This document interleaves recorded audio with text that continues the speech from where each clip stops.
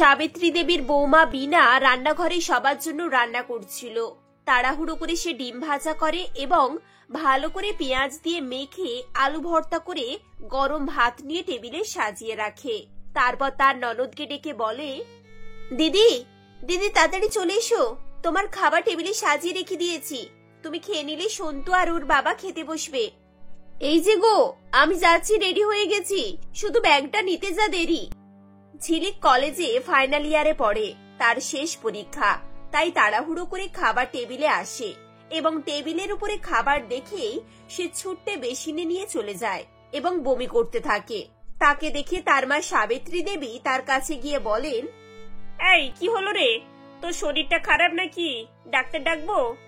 মা তোমরা তো সবাই জানো পেঁয়াজ রসুনের গন্ধ আমি সহ্য করতে পারি না, তাও প্রত্যেক দিন খাবার টেবিলে কেন যে এগুলো থাকে আমি বুঝতে পারি না।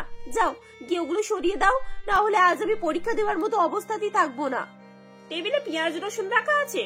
আমি তো বৌমাকে কত করে বারণ করেছিলাম যে টেবিলে পেঁয়াজ বা রসুন জাতীয় কোনো জিনিসই রাখবে না, অন্তত আমার মেয়েরা যতক্ষণ বাড়িতে আছে এসব সাজিয়ে রাখবে না, তাও আমার কথা শুনলো না। সাবিত্রী দেবী তার বৌমাকে গিয়ে এই নিয়ে কথা শোনাতে থাকেন। বড় বৌমা, আমি তোমাকে 50 বার বলেছি আমার মেয়ে রসুন পেঁয়াজের গন্ধ সহ্য করতে পারে না, তুমি কেন বারবার এক ভুল করো বলো তো? মেয়েটার আজকে পরীক্ষা, ওর যদি শরীরটা খারাপ হয়ে যায় ও কি করে পরীক্ষাটা দেবে বলো তো?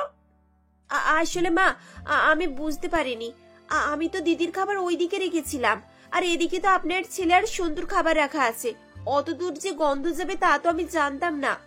দেখো বৌমা, এই সাধারণ কথাগুলো আমি তোমাকে কতবার বোঝাবো, সংসার করতে গেলে এই দিকগুলো না একটু খেয়াল করতে হয়। আর যদি তোমরা বারবার একই ভুল করো তাহলে আমি কিন্তু এবার বাড়িতে পেঁয়াজ রসুন আনাই বন্ধ করে দেব। আগে আমার মেয়েটার শরীর, তারপরে অন্য কিছু।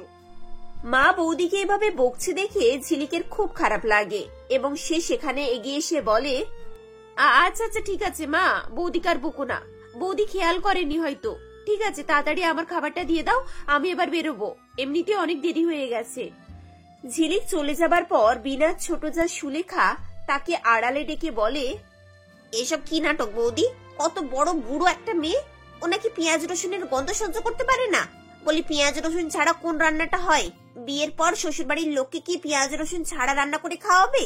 নিরামিষ রান্না না হয় বাদ দাও, পেঁয়াজ রসুন ছাড়াই হয়, ও নিয়ে চাপ নেই, কিন্তু মাছ মাংস ডিম এগুলো রান্না করতে গেলে তো পেঁয়াজ রসুন চাই নাকি? তখন ও কি করবে? কি করবে সেও নিজেই বুঝবে, আমি তো আর পারছি না। এত বছর ধরে বাড়িতে 2 ধরনের রান্না হয়, সকাল থেকে সন্ধ্যা অবধি কত কাজ, এত কিছু করে করে আমি অস্থির হয়ে যাচ্ছি, তাও সবার মুখে অভিযোগ, কবে যে এই ঝামেলা থেকে মুক্তি পাবো কে জানে। বৌদি তুমি বলে না এত সবকিছু মেনে নিতে পারছো, আমি হলে তো 2 দিনেই ঘর সংসার ছেড়ে বাপের বাড়িতে গিয়ে উঠতাম। স্বামী শ্বশুর বাড়ির এত সেবা করার পর ননদের এই নাটক আমার আর সহ্য হয় না। একটু তো সংসারের কোনো কাজই করিস না, সবকিছু মুখে তুলে দিতে হয়, তার উপর যদি এত ঝামেলা করিস তাহলে কি করে হয়? তোকে তো বুঝতে হবে যে বৌদিরা পরের বাড়ি থেকে এসেছে, তারাও তো তোর মতো কারো না কারোর মেয়ে। ওসব এ বাড়িতে হয় না গো, ভাগ্য ভালো এই সময় বাবা আর তোমার বড়দা ছিল না, ওরা থাকলে তো আমাকে আরো কথা শোনাতো। বাবা তো তার মেয়েকে কোনো মহলের রাজকুমারী মনে করে, তার জন্য আমাকে কতবার কত কথা শুনতে হয়েছে, তার কোনো ঠিক আছে? আমার মাথায় আসে না, রসুন পেঁয়াজের গন্ধে এমন কি ক্ষতি আছে যে একেবারে সহ্য করতে পারে না? রসুন পেঁয়াজ ছাড়া তরকারি খেতে কার ভালো লাগে বলো তো? ওসব আলোচনা যত করবে না ততই মাথা গরম হয়ে যাবে। ছাদে এখন অনেক কাপড় পড়ে রয়েছে, সব তুলে আনতে হবে, তারপর রাতের খাবারের ব্যবস্থা করতে হবে, এখানে দাঁড়িয়ে দাঁড়িয়ে গল্প করলে হবে না গো, চলো। সন্ধ্যাবেলায় সাবিত্রী দেবী তার 2 বৌমা বিনা এবং সুলেখাকে ডেকে বলেন, ওমা, কালকে ঝিলিককে দেখতে কয়েকজন আসবে, তোমরা খাবার দাবারের ব্যবস্থাগুলো ঠিকঠাক করে করে রেখো কেমন? ওনারা দুপুরে খাওয়া দাওয়া করে বের হবেন, বিকেলের টিফিন সব এখানে হবে, বুঝলে? আপনি সত্যি বলছেন? কালকে দিদিকে দেখতে পাত্রপক্ষ আসবে? বাহ, এই খবরটা তো খুবই ভালো। হ্যাঁ হ্যাঁ, খুবই আনন্দের সংবাদ। চলো দিদি, আমরা তাহলে মেনু ঠিক করে নিই, কি কি রান্না হবে না হবে। ননদকে দেখতে আসবে এই খবরটা 2 বৌমার মনে খুবই আনন্দ দিয়েছিল। দিদি, ভালো ভালো খাবারের আইটেম তৈরি করতে হবে, কোনো খাবার যেন খারাপ না হয়, এমন ভাবে আপ্যায়ন করবো যেন আপ্যায়ন দেখি ওরা বিয়েতে রাজি হয়ে যায়, তাহলেই আমাদের পরিশ্রম সফল হবে, বুঝলে? আমি বুঝতে পারছি তুমি কি বলতে চাইছো, তুমি চিন্তা করো না, খাবার তো খুবই টেস্টি হবে, আর আমাদের আপ্যায়নও খুব ভালো হবে, আশা করছি ছেলেপুকু রাজি হয়েই যাবে। পরের দিন বিনা এবং সুলেখা প্রায় 10-12 রকমের আইটেম রান্না করে এবং ছেলেপক্ষ এলে তাদের খুব খাতির যত্ন করে খেতে দেয়। এত খাতির যত্ন পেয়ে এবং পাত্রীকেও দেখতে শুনতে সুন্দর দেখে পাত্রপক্ষ রাজি হয়ে যায়। দিদি, আপনাদের মেয়ে তো বেশ মিষ্টি আর লাজুক স্বভাবের। ওকে আমাদের খুব পছন্দ হয়েছে। আপনারাও খুব ভালো মানুষ। আপনাদের পরিবারে আমার ছেলের বিয়ে হবে, এটা সত্যি খুব ভালো ব্যাপার। আপনারা যদি রাজি থাকেন তাহলে আমরা বিয়ের দিনটা পাকা করে দিতে চাই। এটা তো খুব আনন্দের কথা। তবে বিয়ের দিনটা পাকা করার আগে আমি আপনাদের কাছে একটা কথা খুব পরিষ্কারভাবে বলে দিতে চাই। হ্যাঁ হ্যাঁ, বলুন না, কি সমস্যা? না না দিদি, সেরকম কোনো সমস্যা নেই। আসলে আমার মেয়ে না রান্নায় পেঁয়াজ আর রসুন খেতে পারে না। এক কথায় বলতে গেলে ও একেবারে এগুলোকে বর্জন করে দিয়েছে। ওহো, আচ্ছা, এ কথা, এ আবার এমন কি কথা? আপনার মেয়ে খায় না সে তো ওর ব্যক্তিগত ব্যাপার। শোনো মা ঝিলি, তুমি তোমার মতো করে রান্না করে নেবে, তাহলে তো সমস্যার সমাধান হয়ে যাবে। কি বলো? না আন্টি, আর কোনো সমস্যা নেই। আরে বাবা, সমস্যা যখন নেই তাহলে আন্টি বলার কি আছে? মা বলো, মা। গঙ্গা দেবীর কথা শুনে সবাই হেসে ফেলে এবং ঝিলিক লজ্জায় পড়ে যায়। দেখতে দেখতে কিছুদিনের মধ্যেই ঝিলিকের বিয়ে হয়ে যায় এবং প্রায় 1 সপ্তাহ ঝিলিককে রান্নাঘরে যেতে হয় না। এরই মাঝে গঙ্গা দেবী ছাদ থেকে পড়ে গিয়ে কোমরে চোট পান। তার বড় ননদ কিছুদিনের জন্য মায়ের বাড়িতে থাকতে আসে। রান্নাঘরে রান্না করছিল, এমন সময় তাকে সাহায্য করার জন্য ঝিলিক রান্নাঘরে যায়। তাকে দেখে ননদ প্রিয়াঙ্কা বলে, আরে বৌদি, তুমি এসেছো? এই দেখো, আমি পেঁয়াজ রসুন সব কেটে দিয়েছি। তুমি এগুলো শিলনোড়ায় একটু বেটে দাও। বাবা মিক্সিতে বাটা মশলা খায় না। এদিকে পেঁয়াজ রসুনের গন্ধ পেয়ে ঝিলিক বমি করে ফেলে, যা দেখে তার ননদ চিৎকার করে বলে, এ বাবা, এটা তুমি কি করে ফেললে? পুরো রান্নাঘরটা তো নোংরা হয়ে গেছে। ছি ছি ছি ছি, এবার এগুলোকে কে পরিষ্কার করবে বলো তো? মা, মা, এখানে এসো, দেখো কি হয়েছে। তোমার বৌমা এখানে বমি করে ফেলেছে। এহে, বৌমা এক্ষুনি বমি করেছো? তোমাদের বিয়ে এই তো সবে 1 সপ্তাহ হলো। তুমি কি উল্টো পাল্টা কিছু খেয়েছিলে নাকি? না না মা, আসলে রসুন পেঁয়াজের গন্ধ আমি সহ্য করতে পারি না, তাই। মা তো আপনাকে বিয়ের আগে সবকিছুই বলেছিল। আরে বাবা, তুমি রসুন পেঁয়াজ খাও না এটা বলেছে। গন্ধ শুকেছে এভাবে বমি করে ফেলো, সে খবর তো জানতাম না। আচ্ছা ঠিক আছে, তুমি এগুলো পরিষ্কার করো আর এখানে ফিনাইল দিয়ে ভালো করে মুছে নাও। তারপর যাও, আমি রান্না করে নিচ্ছি। মা, তোমার কোমরে চোট লাগা আছে, তুমি রান্না করবে? বৌদিকে রান্না করতে দাও। আরে বাবা, এখন চুপ কর তো। দেখতে পাচ্ছিস তোর শরীরটা খারাপ হয়ে গেছে। এখন আর এইসবে ঝামেলা পাকাস না। তুই যদি পারিস তো আমাকে একটু সাহায্য কর, আর না হলে আমি একাই করে নিচ্ছি। এই বলে সাবিত্রী দেবী এবং প্রিয়াঙ্কা সেবারের মতো রান্না করে নেয়। পরের দিন সকাল সকাল ঝিলিক রান্নাঘরে আসে এবং পেঁয়াজ রসুন ছাড়াই তরকারি রান্না করে সবাইকে খেতে দেয়। কিন্তু খাবার কারোরই পছন্দ হয় না। সবাই একটু আধটু খেয়ে টেবিল ছেড়ে উঠে পড়ে। প্রথম প্রথম ঝিলিককে কেউ কিছুই বলতে পারে না, কিন্তু দিনের পর দিন এভাবে অল্প অল্প খেয়ে সবাই বিরক্ত হয়ে ওঠে। একদিন ঝিলিক রান্না করছিল, সেই সময় তার স্বামী ও শ্বশুর মশাই একদিন সাবিত্রী দেবীকে বেশ করে কথা শুনিয়ে দেয়। আরে বাবা, বাড়ির বৌমা পেঁয়াজ রসুন খেতে পারে না, এটা আমার দোষ কি?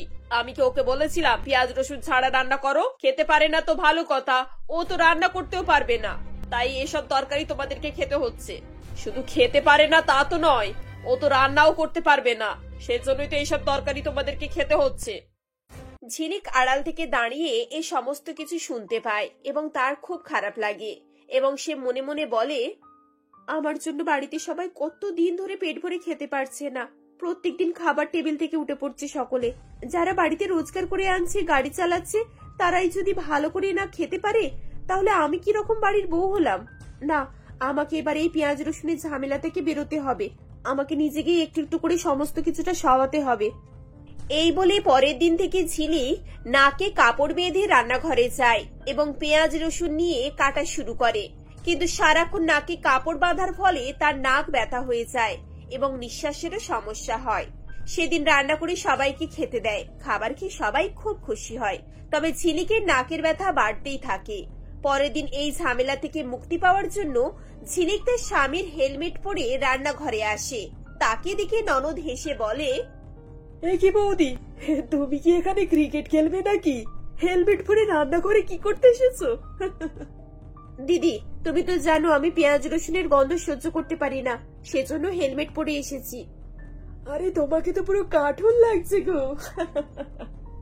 ননদ হেসে সেখান থেকে চলে যায়, কিন্তু শাশুড়ি মা তাকে দেখে বলেন, সত্যি তোমাকে দেখে মানতে হবে বৌমা, তুমি যে পরিবারের জন্য এতটা স্যাক্রিফাইস করছো, এটাই দেখে না আমি তোমার উপরে খুশি হয়ে যাচ্ছি। তোমাকে আর এত কষ্ট করে কিছু করতে হবে না। আমার কোমর ভালো হয়ে গেছে, আজ থেকে আমি ওদের জন্য রান্না করে নেব, আর তুমি তোমারটা করে নিও। না মা, এটা কোনো সমস্যার সমাধান নয়। আমি তো এখন রসুন পেঁয়াজের রান্না শিখে গেছি, আর চেষ্টা করছি একটু একটু করে অভ্যেস করার, যাতে করে এগুলো খেতেও পারি। সত্যি সত্যি যদি এরকম অভ্যেস করো তাহলে তো খুব ভালোই হয়, কিন্তু যদি তোমার কষ্ট হয় মা তাহলে করতে হবে না। কয়েকদিন ঝিলিক নাক বন্ধ করে পেঁয়াজ রসুনের তরকারি খায়, এবং যতদিন এগোতে থাকে পেঁয়াজ এবং রসুনের গন্ধ তার শুয়ে যায়। বছর ঘুরতে না ঘুরতে ঝিলিক স্বাভাবিক মানুষের মতো সব রকম মশলা দিয়ে সুন্দর করে রান্না করে, সবার সঙ্গে পেঁয়াজ রসুন তরকারি দিয়ে আনন্দ করে ভাত খায়। এভাবেই ঝিলিক এই সমস্যা থেকে মুক্তি পায়। তারপর সবাই মিলে সুখে শান্তিতে বসবাস করতে থাকে।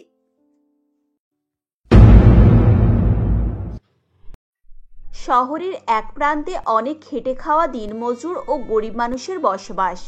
এই স্থানের এক বাসিন্দা হরনাথ এক মিলে চাকরি করত, কিন্তু গত বছর ভারী মেশিন পড়ে যাওয়ার কারণে তার একটি পা জখম হয়ে যায়। সেই পা নিয়ে হরনাথ আর কোনো কাজই করতে পারে না। 1 বছর থেকে সে বাড়িতেই বসে আছে। এভাবে সংসার চলে না। বাড়িতে তার এক ছেলে ও মেয়ে। এমন অভাবের দিনে তার স্ত্রী যমুনা বলে, আমি বলি কি, এভাবে আর কতদিন কাটবে? দেখতে দেখতে তো বাড়ির সমস্ত জিনিসপত্র এক এক করে বিক্রি হয়ে যাচ্ছে। থালা হাঁড়ি বাটি ঘটি যা ছিল সবই তো গেছে। এবার দুটো রোজগার না করলে ছেলেমেয়েরা খাবে কি? কি করবো বলো, এই কোড়া পানে দিনমজুরে কাজ করতে পারি না। তাছাড়া যে বসে বসে কোনো কাজ করবো তারও উপায় নেই। যা কাজই করতে যাই না কেন কোড়া মানুষ থেকে তাড়িয়ে দেয়। আমি ভাবছি কোনো বাড়িতে কাজ নেব, এতে করে অন্তত আমাদের না খেয়ে মরতে তো হবে না। যমুনা এর আগে হরনাথকে কাজের কথা বলেছিল, কিন্তু বারবারই হরনাথ তাকে লোকের বাড়িতে কাজ করতে বারণ করেছে। এইবারে সে আর কিছুই বলতে পারল না। কয়েকদিন থেকেই যমুনা কাজের সন্ধান করতে থাকে। এদিকে ওদিকে খোঁজ করার পরে শেষে যমুনা একটি বাড়িতে কাজ পেয়ে যায়। এরপর সে সেখানেই কাজ শুরু করে। কয়েকদিন কাজ করার পরেই যমুনা বুঝতে পারে বাড়ির মালকিন দেবশ্রী ম্যাডাম খুব কড়া মেজাজের মহিলা। তিনি যমুনাকে বলেন, শোনো যমুনা, তোমাকে প্রথম থেকেই বলে রাখি, কাজের সময় মতো আসবে আর সমস্ত কাজ শেষ করে তবেই বাড়ি যাবে। আর হ্যাঁ, তোমার চুরি করার স্বভাব নেই তো? আগের মেয়েটা চুরি করতে বলে তাকে এখান থেকে ভাগিয়ে দিয়েছি। এরকম কিছু করলে তোমাকে আমি আস্ত রাখবো না। ম্যাডাম, আমি গরিব মানুষ ঠিকই, কিন্তু এসব বাজে অভ্যাস আমার নেই। দুটো পয়সার জন্যই আমি আপনার বাড়িতে কাজ করছি। কেন আমি আপনার ক্ষতি করতে যাব বলুন তো? শোনো, এইসব তেল মাখানো কথা আমার একেবারে পছন্দ নয়। এখন যাও, গিয়ে বাড়ির সমস্ত কাজকর্ম করো। ফাঁকিবাজি কিন্তু আমি একেবারে সহ্য করতে পারি না। এরপর যমুনা সেখান থেকে চলে যায়। কয়েকদিন পর শীত নামে। দেবশ্রী ম্যাডাম যমুনাকে ডেকে বলেন, শোনো যমুনা, বেশ শীত পড়েছে। আজ তুমি আমাদের সমস্ত লেপ কম্বলগুলো রোদে ছাদে দিয়ে এসো, তারপর ওগুলোকে তুলে নিয়ে আসবে।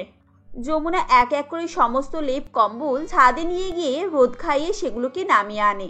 মাইনের তুলনায় তাকে অনেক বেশি পরিশ্রম করতে হতো, কিন্তু সে তার নিজের ছেলে মেয়েদের কথা ভেবে পরিশ্রম করতে ভয় পেত না। এদিকে শীত ধীরে ধীরে বাড়তেই থাকে। একদিন রাতে যমুনার ছেলে পল্টু বলে, মা, আমার খুব ঠান্ডা লাগছে। ঠান্ডায় হাত পা একদম যেন জমে যাচ্ছে। মা, আমারও খুব ঠান্ডা লাগছে। আমার দিকটা তো পুরো ছেঁড়া।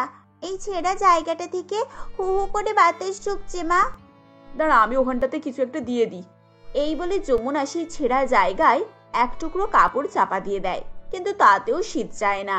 তখন পল্টু বলে, মা, কালকে শেখরদের বাড়িতে একটা কি সুন্দর কম্বল দেখেছি, যেন পুরো ভাল্লুকের লোমের গায়ের মতো। মা, ওই রকম একটা কম্বল কেনো না, ঠিক নরম আর সুন্দর মতো। বাবা, ওইসব কম্বলের তো অনেক দাম। আমি লোকের বাড়িতে কাজ করে পেট চালানোর চেষ্টা করছি। আমি কি আর অত দামি কম্বল কিনতে পারি বল? মা, তাহলে তুমি এমন একটা কম্বল কেনো যেটা খুব বেশি দামও নয়। এই কাঁথাটা তো একেবারে ফুটো আর ছেঁড়া, এতে কি আর শীত যায়?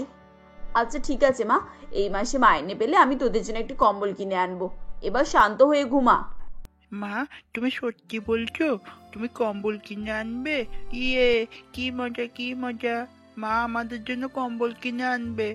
দিদি, আমরা তখন খুব আরাম করে ঘুমাবো বল? কম্বল গায়ে দিলে আমাদের আর ঠান্ডাই লাগবে না। এরপর যমুনা মনে মনে বলে, আমার বাচ্চারা ভালো মন্দ খাওয়া পড়া খেলা এসব কিছুই চায় না, এই শীত থেকে বাঁচার জন্য একটু কম্বল চাই শুধু, আর আমি সেটাও দিতে পারছি না। না না, কালকে ম্যাডামের কাছ থেকে কিছু অ্যাডভান্স টাকা চাইবো, তারপরে একটা কম্বল কিনে আনবো। পরের দিন যমুনা কাজে যায়। তাকে আসতে দেখে দেবশ্রী ম্যাডাম বলেন, এই যে মহারানীর এতক্ষণে সময় হলো, বলি তুমি যদি এত দেরি করেই আসবে তাহলে আসার দরকারই বা কি শুনি? অর্ধেক কাজ তো আমাকেই করতে হয়, বাকিটা না হয় আমিই করে নেব। ম্যাডাম শীতের বেলা, তার উপরে আমার ছোট ছোট বাচ্চা, ওদেরকে কিছু খেতে দিয়ে আমি এখানে আসি, তাই একটু দেরি হয়ে গেছে। সকাল 8টা বাজে, এতক্ষণে বাড়ির সমস্ত কাজ হয়ে যাওয়ার কথা। এভাবে দেরি করলে কিন্তু আমি আর তোমাকে কাজে রাখতে পারবো না, এই আমি বলে দিলাম। এই জন্যই বলে এইসব গরিব মানুষদেরকে দেখে শুনে তবেই কাজে রাখতে হয়। এভাবে বলবেন না ম্যাডাম, আমি বিপদে পড়ে আপনার বাড়িতে কাজে এসেছি, এখন আমাকে তাড়িয়ে দিলে আমার আর যাওয়ার কোনো পথ থাকবে না। আমি আর দেরি করে আসবো না ম্যাডাম, কাল থেকে আমি 7:30টাতে চলে আসবো। থাক, এখন একা কান্না না কেঁদে রান্নাঘরে গিয়ে সমস্ত কাজগুলো করে আমাকে উদ্ধার করো। এরপর যমুনা রান্নাঘরে চলে যায়। প্রথমে চা জল খাবার করে সে দেবশ্রী ম্যাডামকে খেতে দেয়, তারপর বাসি থালা বাসন সবকিছু ধুয়ে সে রান্না চাপায়। এমন সময় দেবশ্রী ম্যাডাম তার খাওয়া শেষ করে একটা বাসন নিয়ে এসে সিঙ্কে রাখেন এবং বলেন, এই যে দিদিমণি, এইসব বাসনপত্রগুলো টেবিল থেকে আনার দায়িত্ব কার শুনি? তুমি কি দিন দিন নতুন হয়ে যাচ্ছ নাকি? কাজ করার মন না থাকলে ভালো করে বলে দাও, ভাত ছড়ালে কাকের অভাব হয় না, বুঝেছো? আমার বাড়িতে কাজ করবে বলে হাজার কাজের লোকে লাইন পড়ে আছে।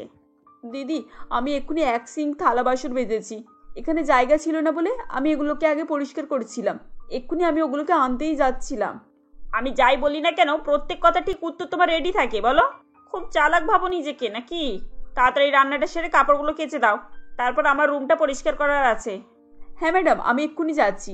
আপনি একটু গিজারের সুইচটা অন করে দেবেন, কাপড়গুলো কাচার জন্য একটু গরম জল হলে খুব ভালো হতো। ও বাবা, এ তো দেখছি মডার্ন কাজের লোক, কাপড় কাচার জন্য আবার গিজারের দরকার। বলি এত আরামে কাজ করতে হলে তো আমি নিজেই সব কাজ করে ফেলতাম, পয়সা দিয়ে শুধু শুধু তোমাকে কেন রাখতাম? আচ্ছা আচ্ছা ম্যাডাম, গিজার চালাতে হবে না, আমি ঠান্ডা জলই কাপড় কেচে নেব।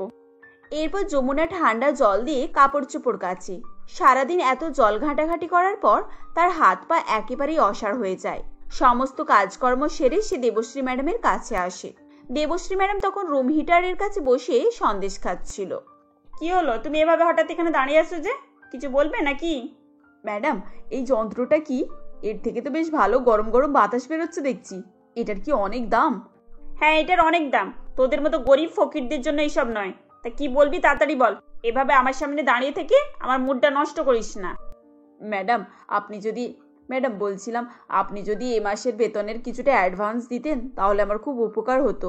আসলে অনেক ঠান্ডা পড়েছে তো, আর আমাদের বাড়িতে একটাও কম্বল নেই। আমার বাচ্চাগুলো ঠান্ডায় বিনা কম্বলে খুব কষ্ট পাচ্ছে, ওদের জন্য একটা কম্বল কিনতে হবে। কি, তোর কি মাথাটা খারাপ হয়ে গেছে নাকি? এই 15 দিন হলো তুই কাজে এসেছিস, মাইনে হতে এখনো 15 দিন বাকি, তার উপরে তুই অ্যাডভান্স চাইছিস? এই জন্যই তো বলে এই গরিব লোকেদের খুব লোভ। তখন থেকে দাঁড়িয়ে দাঁড়িয়ে হিটারটাকে দেখছিস, এবার বল তোর এই হিটারটাও চাই? আপনি ভুল বুঝছেন ম্যাডাম, আমি আপনার কোনো জিনিসে লোভ দিইনি। সত্যি আমার ছেলেমেয়েরা শীতে অনেক কষ্ট পাচ্ছে। শোন, আর একটা কথা বললে না আমি তোকে কাজ থেকেই সরিয়ে দেব, যা এখান থেকে ভাগ। এভাবেই দেবশ্রী ম্যাডাম তাকে সেখান থেকে তাড়িয়ে দেয়। ম্যাডামের এরকম আচরণে যমুনা অনেক কষ্ট পায়। সে চোখে জল নিয়ে বাড়ি ফিরছিল। এমন সময় সে রাস্তার পাশে একটি মেলা দেখতে পায়। সেই মেলাতে এক জায়গায় একটি বোর্ডে লেখা ছিল বসে রান্নার প্রতিযোগিতা, শীতের সঙ্গে তাল মিলিয়ে রান্না করুন আর পুরস্কার হিসাবে পেয়ে যান ব্র্যান্ডেড কোম্পানির কম্বল। এই লেখা পড়ে যমুনা সেখানে গিয়ে রান্নার কম্পিটিশনে তার নাম দেয়। পরের দিন সকালে সে কম্পিটিশনে সুস্বাদু নলেন গুড়ের পায়েস তৈরি করে।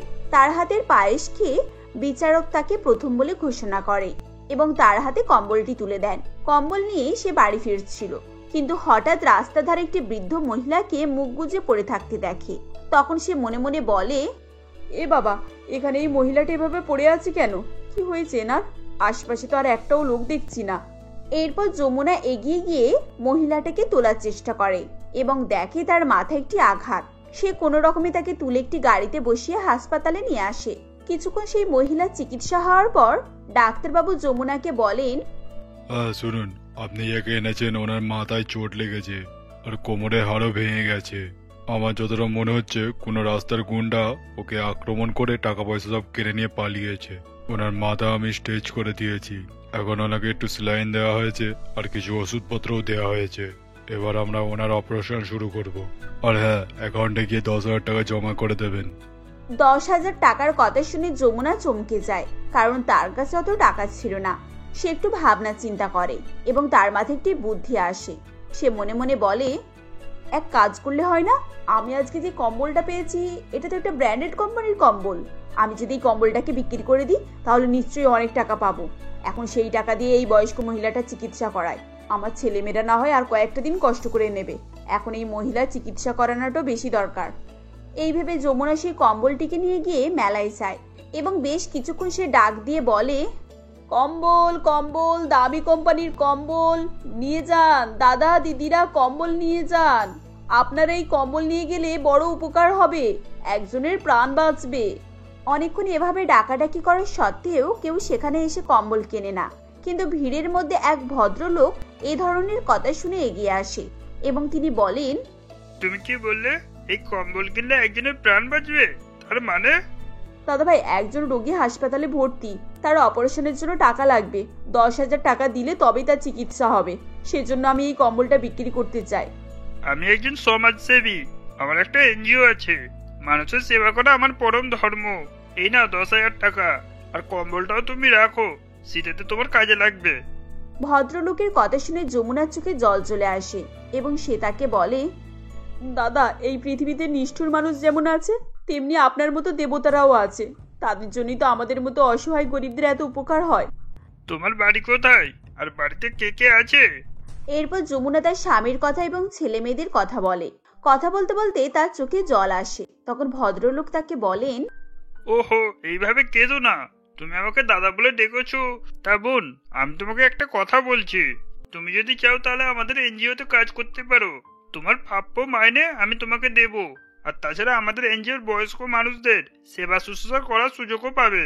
আর হ্যাঁ, তোমার স্বামীকেও ডেকো, ওনাকে ওনার মতো একটা কাজ দিয়ে দেব, আর তা বাবদ কিছু টাকাও পেয়ে যাবে। সত্যি বলছেন দাদা? আপনি তো আমার বড় উপকার করলেন। আপনি আমাকে আপনার এনজিও ঠিকানা দিন, আমি কাল থেকেই ওখানে কাজে লাগবো। এরপর সেই ভদ্রলোকের নাম ঠিকানা নিয়ে যমুনা হাসপাতালে ফিরে আসে এবং টাকা জমা দেয়। এদিকে সেই বয়স্ক মহিলার জ্ঞান ফিরে আসে। তিনি ডাক্তারবাবুকে তার মেয়ের ফোন নাম্বার দিয়ে তাকে সেখানে ডেকে পাঠান। তার মেয়ে আর কেউ নয়, সেই দেবশ্রী ম্যাডাম ছিল। ডাক্তার দেবশ্রী ম্যাডামকে সবকিছু বলে, কিভাবে যমুনা তার মাকে রাস্তা থেকে এনেছে এবং অপারেশনের টাকা জমা দিয়েছে। সবকিছু শুনে দেবশ্রী ম্যাডাম কান্নায় ভেঙে পড়েন এবং তিনি বলেন, যমুনা, তুমি আজ আমার অনেক বড় উপকার করলে। তুমি যদি মাকে রাস্তা থেকে তুলে হাসপাতালে না আনতে তাহলে হয়তো আজ আমি আমার মাকে ফিরেই পেতাম না। আমায় ক্ষমা করো যমুনা। ম্যাডাম, মানুষই তো মানুষের উপকারে আসে। যখন কোনো মানুষ বিপদে পড়ে তখন যদি আমরা একটু সদয় হয়ে তার দিকে সাহায্যের হাত বাড়িয়ে দিই তাহলে সে অনেক বড় বিপদ থেকে বাঁচতে পারে। আমি কেবলমাত্র মনুষ্যত্বটাই দেখিয়েছি। তুমি আমায় ক্ষমা করো যমুনা। তোমার কি লাগবে বলো? কম্বল, হিটার আমি তোমাকে সব কিনে দেব। আজকে আমি তোমাকে তোমার মাইনেটাও দিয়ে দিচ্ছি। আর এই নাও, এইটা তোমার অ্যাডভান্স টাকাটা। দেবশ্রী ম্যাডামের কাছ থেকে টাকাটা নিয়ে যমুনা গুনে গুনে 15 দিনের মাইনে নিয়ে নিজের কাছে রাখে এবং বাকি টাকাটা তাকে ফেরত দিয়ে বলে, এই নিন ম্যাডাম, আমি আমার 15 দিনের মাইনেটাই নিয়েছি শুধু, বাকি টাকাটা আমার লাগবে না। আর কাল থেকে আমি আপনার কাজেও যাব না। আপনি বরং নতুন কোনো কাজের লোক খুঁজে নিন। তবে আপনার কাছে আমার একটা অনুরোধ, কাজের লোককে আর ওভাবে অপমান করবেন না। কাজের লোক গরিব হলেও সে মানুষ। এই বলে যমুনা সেখান থেকে চলে আসে। নতুন কম্বল পেয়ে তার ছেলেমেয়েরা মহা আনন্দে নেচে ওঠে আর তারা আরাম করে সেই রাতে ঘুমায়। পরের দিন থেকে যমুনা এবং তার স্বামী এনজিওর সঙ্গে যুক্ত হয় এবং তাদের জীবন ধীরে ধীরে অনেক আনন্দের হয়ে ওঠে।